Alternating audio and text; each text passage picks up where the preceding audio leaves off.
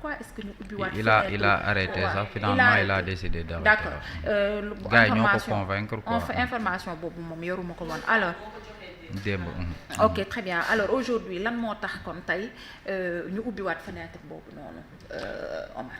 ah man de dama jommi quoi parce que day mel ni en fait les gens Nguer ils veulent l'enfoncer davantage xam nga maanaam bon enseignant bi je savais que parce que enseignant bi quand le problème s'est posé par rapport à ça après ñun on a mené nos petites investigations te boo xoolee Nguer principe bu mu posé ce principe là ne pose pas problème man comme Nguer je pense que un enseignant boo xam ne nii il n'est plus enseignant certes au moment bi nga xam ne nii ñoo ngi ko doon kii boobu bu ñu xoolee période bu ñu prendre en compte période boobu enseignant la mais après il a quitté l'enseignement est-ce que c'est pertinent de nga tànn nga primer koo xam ne nii il n'est plus enseignant.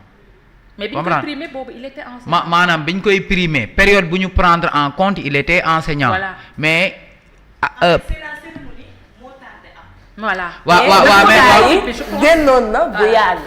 je pense. waaw mais quand même je pense que aujourd'hui tey bu ñu nee un enseignant ñoo ngi koy primer ça doit être un enseignant boo xam ne nii l'enseignement c'est la première vocation et parce que ñun enseignement yi nga xamoon nga xam ne nii dañ doon def enseignant ñooñu dañ ko bëggoon ba maanaam si la ñu liggéey je pense que ñooñu ñooy modèle enseignant yi ñoo xam ne dañu bëgg a liggéey si enseignement ba dee si ba dem si retraite mais pourquoi primer un enseignant boo xam ne nii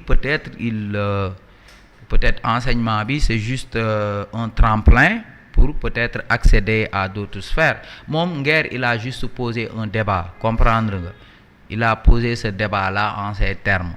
Tu peux être d'accord avec lui, tu peux ne pas être d'accord avec lui mais quand même ñun en tant que journaliste tey il nous a donné une information kan moo ko xamoon que l'enseignant boobu il n'est plus enseignant man xaw ma ko woon comprendre nga keneen xamu ko woon et journaux yi nekk sur la place tous les journaux que je connais si quelqu'un avait cette information-là il allait l'écrire comprendre nga il a posé un débat mais ce débat-là est-ce que jar na tey une citation directe je pense que lu gënoon judicieux mooy tey nga ñëw tu t'expliques sur la place publique tu dis que effectivement lii ak lii leeral Emmanuel Macron xooloo ci réseaux sociaux yi ñu naan la Emmanuel Macron da doon drogué woog dañ koo bett ak affaire yooyu dafa jar porter plainte mais l'Élysée fait un communiqué pour dire que effectivement lii ak lii moo am après on passe à autre chose mais lii man je trouve que c'est un acharnement xam nga c'est une manière le de fait que ñu bàyyi ba maintenant waaw c'est une manière de s'acharner sur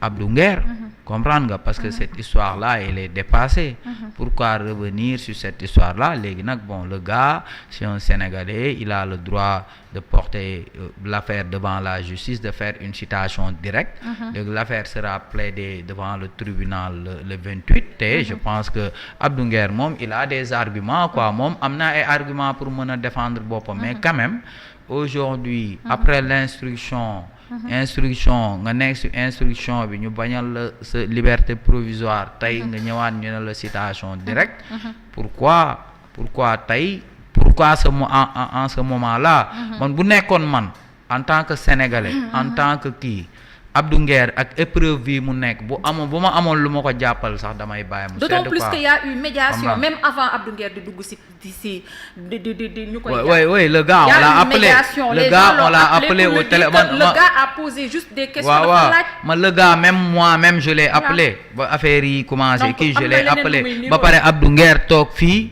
wax ci dossier boobu indi ay leeral il a fait même son mea culpa yaa ngi dégg kon kooku c'est quelqu'un koo xam ne nii Abdou Nguer il est dans son rôle ak keneen ils sont dans leur rôle ci rôle alerte lañ nekk léegi nit koo xam ne da nga nekk sur la place publique waroo bañ yenn ñi sëriñ a ngi nii bee passé mu waxoo ma fi tu es un hypocrite mais garaawul non defal naa nga rek waaw non dafa am fi may waxee rek waaw garaawul non bul kii foofu sëriñ dimbali ma mais parce que li nga wax s'il te plaît yow ni nga doon def Nguer dama bëgg a def quoi nga ni man maa ko baax na sarax ma ngir yàlla. non dafa am fi may waxee quoi dafa am yoo xam jarul dellu ginnaaw. non dafa am fi may waxee. la joxe rek. mais c'est pas un bon waaw exemple. d'accord c'est pas un bon exemple jàllal. Mais waaw baax na c'est une waaw, manière de jàllal dire que waaw. nit boo nekkee sur la place publique foog nga mën a accepter yenn yi parce que tu es devenu une personnalité publique une personnalité publique nag dafa war a yaatu dënn quoi d'après man sama conception.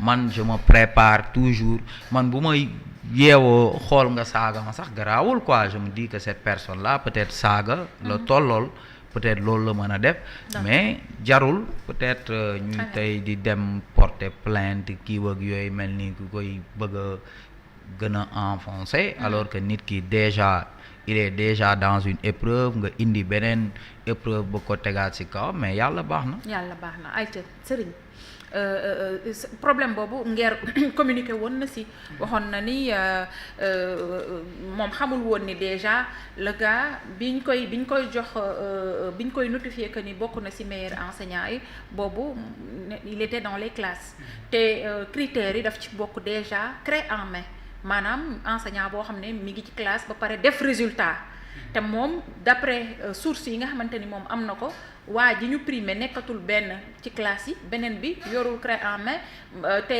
nu mu tuddati classe bi ñu ne moom la yore deful résultat ren donc dafa omettre woon wala boog jàppul woon ni biñ koy notifier loolu il avait clé en main jamono jooju est-ce que tamit ñu bàyyi ba aujourd'hui te médiation amoon na ci Abdou Nguer expliqué woon na loolu lépp ba affaire bi ñëpp jàpp ni kii ñu xëy un bon jour ñu ni citation directe est-ce que ce n'est pas pour l'enfoncer aussi. waaw mais man xam nga déjà xaw ma les motivations derrière te xaw ma ni woon médiation yooyu yëpp yéen itam doxoon ngeen ko si. ensuite expliqué fii ci plateau en ce qui me concerne man Abdou Nguer bi mu koy wax fii la toog. bi muy poser ces interrogations là bañ naa ko ba sax maa ngi naan ko je prends note. parce que man maa ngi woon jàkkaarloo ak l'observateur li mu retracé. ci parcours ki nga xam ne que mooy enseignant boobu. wax ni procédure la boo xamante ni tàmbaliwul tey sous le magistère du président Macky Sall. la tàmbali. loolu nag c'est dans l'ordre normal des choses dafay am. ci anam bu ne procédure yoo xam ne dafay tardé. ça n'a rien à voir procédure bee tardé ba bi ñu koy fal. bu fekkee ni bi ñu koy nominé bu fekkee ni même nekkul woon ci moment boobu ci du ñu tenir en compte contexte boobu contexte bi ñuy tenir en compte mooy moment bi nga xamante ni déjà la procédure a été enclenchée. Maintenant nag si toutefois Abdou Nguer a posé des interrogations. par rapport ak waa ji doonoon na ko wala doonu ko. waa ji su sentiree ni parce que nous sommes dans un état de droit dans un état normal. su gisee ni dafa déshonorer sama honneur ne daf koy yóbbu ci yoon bu bañ demee ca yoon dana ko àtte waa ji envoyé woon na sommation interpellative. léegi nag sommation dafa am ay conséquences sommation mooy li nga wax yaa ko wax wala waxuloo ko man maa ko wax fan nga ko teg waxuma ko wala dama juum dama def ay excuses publiques. bi mu envoyé defe naa sommation interpellative Abdou Nguer tontu na ci loolu. léegi nag moom xëy na peut-être la Abdou Nguer tontu doyu ko moo tax mu envoyé ko citation directe parce que sommation interpellative loolu mooy conséquence bi. citation directe moom mooy conséquence am. comme mi ngi mel ne li président Macky Sall def ak Sanu Jon. Sanu Jon bu si indiwul ay leer jàppal ni cette citation directe mën na ko fa fekk. léegi nag problème bi mooy man dama jàpp ni du ma wax ni dafa ñëw pour enfoncer ko du ma wax loolu je suis sénégalais. parce que xaw ma fu honneur am toll. moom mi jàpp ni daf ko déshonorer dafa dem saisir les juridictions man nag dama jàpp ni yoonu Sénégal fi ñu toll nii. ku deful dina la bàyyi nga ñibbi ku deful bu ñu taxawee dina la bàyyi nga ñibbi. man loolu laa gëm. waaw loolu nag mooy sama ultime conviction. ci dossier boobu. d'accord très bien Thierno c'est vrai que yow boobu fekku la Actu7 fekku la Source A ci jamono mais aujourd'hui c'est Actu7 alors aujourd'hui nan nga ko jàngatee sommation bi Abdou Nguer bu mu ko jotee la